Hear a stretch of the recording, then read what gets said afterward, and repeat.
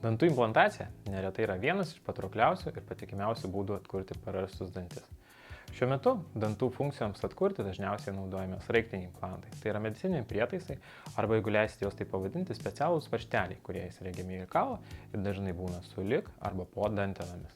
Vėliau ant implanto pritvirtinimo dalis atkurianti vainikinio danties dalį. Tai yra dalį, kuri matosi šypsantis, kurią mes naudojame kramtyti maistui, galiausiai kuri mums padeda artikuliuoti garsus, kalbėti. Implantai gali būti naudojami tiek vieno danties atstatymui, tiek kelių dantų, tiltinių protezų fiksacijai, tiek viso žandikaulio dantų atkūrimui. Neretai pacientai ateina su baimėmis, kad implantacijos metu gali skaudėti. Tačiau norėčiau nuraminti savo pacientus, kad implantacija atliekama nejautroje. Tai yra su nuskausme, todėl nemalonus pojūčiai yra minimalūs, o procedūra paprastai yra neskausminga.